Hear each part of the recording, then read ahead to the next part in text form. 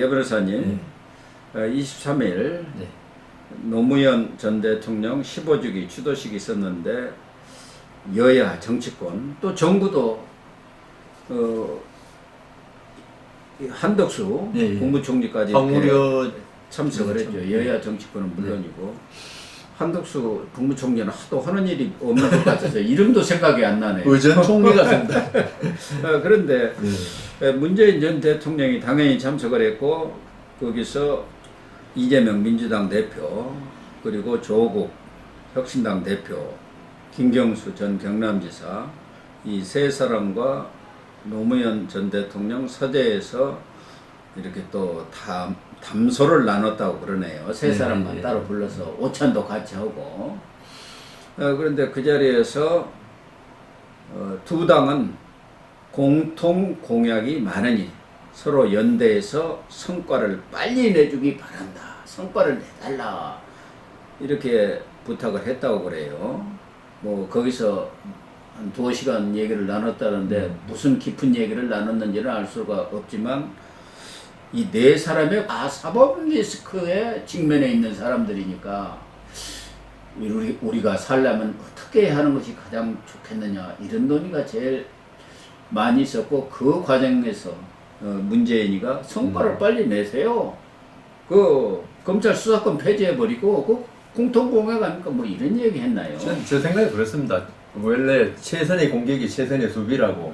사법 리스크에 대해서 단순히 법정 출석하고 변호인이 뭐 무죄 다투고 이게 지금 중요한 게 아니고 윤석열 정부의 힘을 가장 약화시키는 게 가장 중요하다. 그래서 지금 제 생각에는 뭐 공약이 비싸고 하는 것 중에 제일 큰 게 윤석열 탄핵, 그 다음 윤석열 대통령으로 하여금 뭐 공통된 게 많다는데 공통되는 법을 많이 만들어가지고 계속 거부권 행사해가지고 국민으로 하여금 윤석열 대통령이 민심에 역행한다. 이런 모습을 보여주는.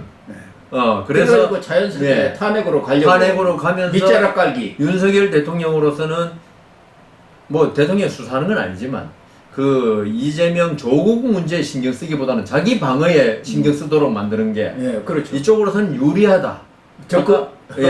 공격이 최선의 수비가 된 거고요. 그래서 이 지금 문재인 대통령과 그 사인 어떤 제일 중요한 거는 지금 안 그래도 아까도 우리 말씀하셨지만 다혜씨 문제 이런 거에서 문재인 대통령도 사실은 전직 대통령이기 때문에 윤석열 대통령이 그까지 전선을 확대하지는 않았지만은 사실 뭐 작정하고 덤벼들면은 지금 덤벼드는 원전 문제라든가 아니 그렇죠. 대통령 본인한테 그러니까 본인한테도 지금 작정하고 사실 뭐 그러니까요.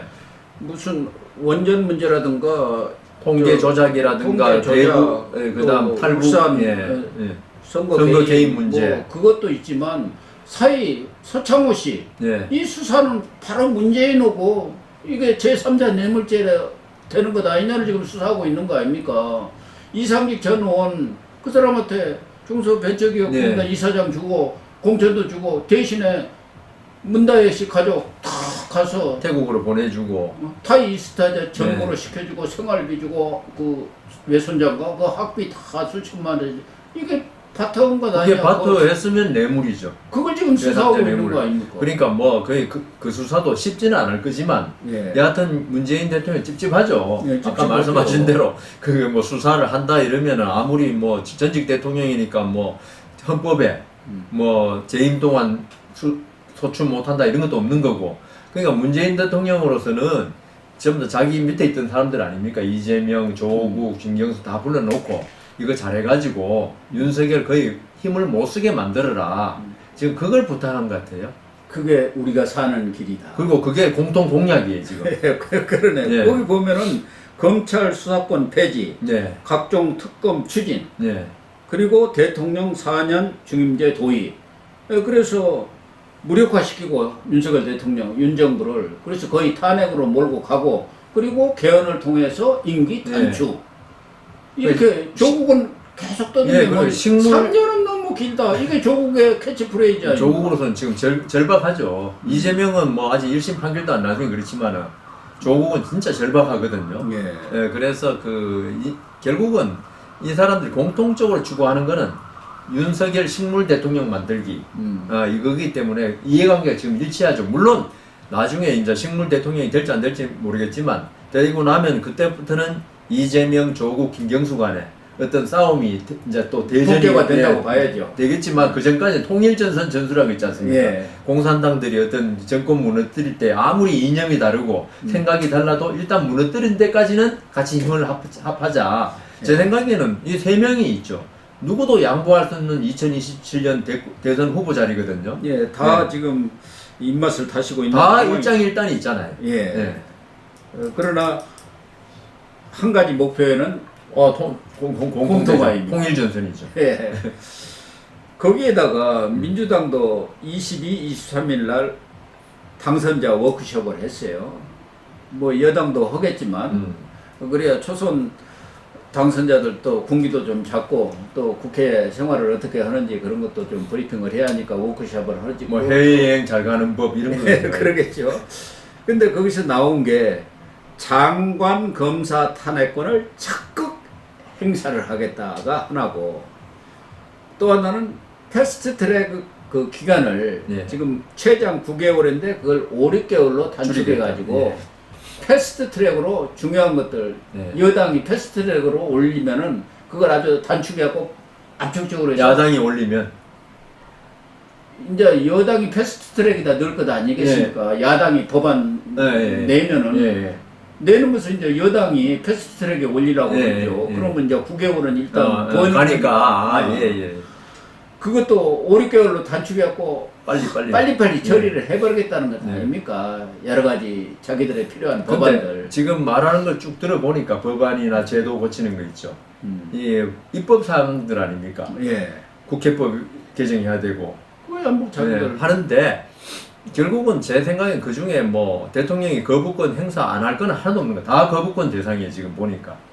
법사 운영위원장도 확보해야겠다는 거예요. 그러니까요. 그건 거부권 대상이 안 되죠. 안 되죠. 그건 안 되지만 거기를 통과하든 말든 법이 나오면은 대통령이 지금 그 기소권까지 완전히 수사권을 완전히 이제 없애겠다는 거 아닙니까? 국회법 개정 사안인데 국회법도 그것도 대통령이 일단은 그걸 해야죠. 행정부로 가죠. 법인데요. 그렇군요. 그래서 기소청으로 만들겠다는 말까지 나오지 않습니까? 근데 윤석열 대통령은 도저히 그건 받아들이기 힘든 지금 입법이거든요. 그래서 이게 결국은 아까 제가 말씀드린 대로 윤석열 대통령이 거부권만 행사를 거부권 대통령으로 만들기 위한 그 수순이다. 지금 저 당선자 그 오리엔테이션 거기 나온 게 추진을 다 할 겁니다.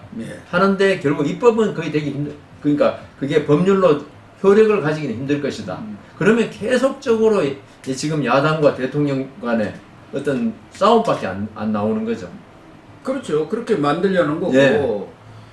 그러나 이 장관 검사 탄핵 이것은 뭐 대통령이 어떻게 할 수 있는 것은 아니죠. 그래서 과반이면 탄핵이 돼버리고 그러면 직무가 정지됐잖아요. 그러니까요. 21대도 이상민 장관 6개월간이나 직무 정지됐었고 검사도 안동환, 손주성, 이정섭 세 사람이 탄핵에 지금 올라가 있지 않습니까? 그러면 검사들이라든가 그 입장에서는 괜히 내가 앞장서서 뭐 어떻게 하다가 일할 필요가 뭐 있냐? 그렇게 되는 거고 지금 그래서 판사한테도 계속 협박을 하고 있지 않습니까? 판사한테는 또 다 재판이 걸려 있으니까 당장 직접적으로 협박하기는 그러니까 변호인 시켜서 또 다른 사람 시켜서 하고 있고 이런 거 검사들한테는 자기들이 직접 하겠다. 근데 저는 이제 이 부분은 결국 이제 헌법재판소에서 결정이 날 거 아니겠습니까?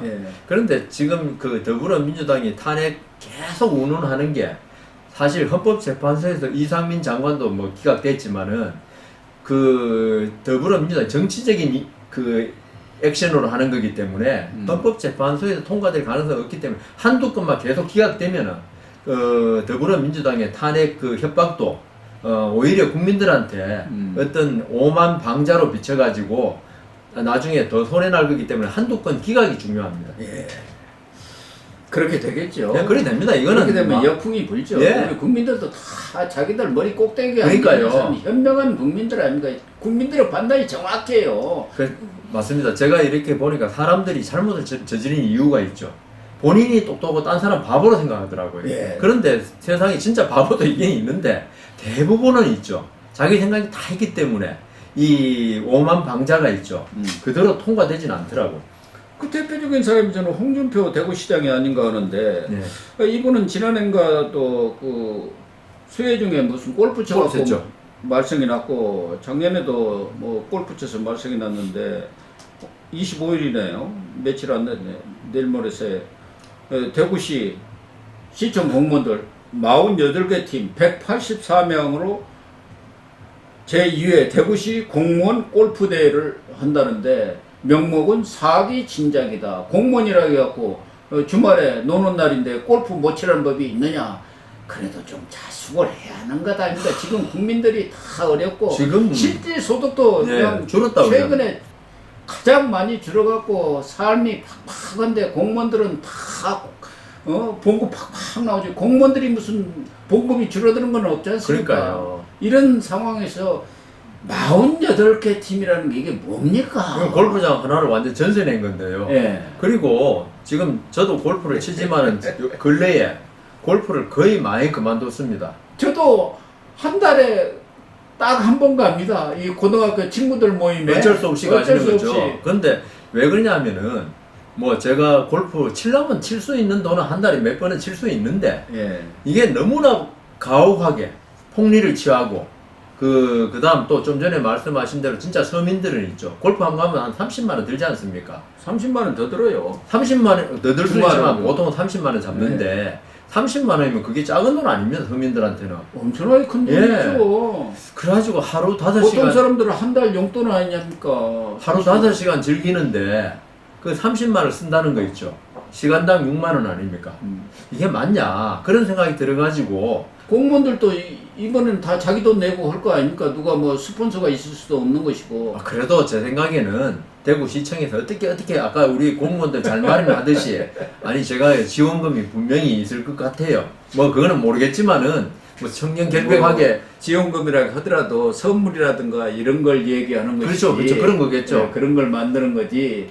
또 각계 뭐 이렇게 뭐 그건 알 수는 없죠. 하는 거지만 직접 이 골프에 쓰는 캐디피라든가 그린피라든가 이런 것을 다른 데서 할 수는 없죠. 하여튼 본론으로 돌아와가지고 사기 진작이라 그러는데 아까 말씀드렸잖아요. 사기 진작을 하려면 차라리 그 테니스라든가 뭐 돈 안 들고 즐길 수 있는 거 있잖아요. 등산 있지 않습니까? 등산 1, 2만 원 등산도 있고 그거는 뭐 홍준표 시장 개인 도로로 충분할 거예요. 등산하면은 그 회중 한번 하는 거는 180 몇 명이라 해도 뭐 체육대회를 한다든가 체육대회 한다든가 그 다음 아니면 뭐 여러 가지 딴 방식의 좋은 방식이 있는데 왜 하필이면 서민들이 고통받고 있는 이때 사기 진작이라는 명분을 내세워서 그것도 뭐 열 몇 명, 20몇 명도 아니고 거의 200명 가까운 인원을 골프를 치게 만든다. 그럼 홍준표 시장 말대로 공무원이라고 골프 못 치라. 그건 맞아요. 맞지만 모든 게 때와 장소와 어떤 명분이 있는 건데 그걸 너무 자신만만한 것 같아요. 홍준표 시장이 자기에 대해서.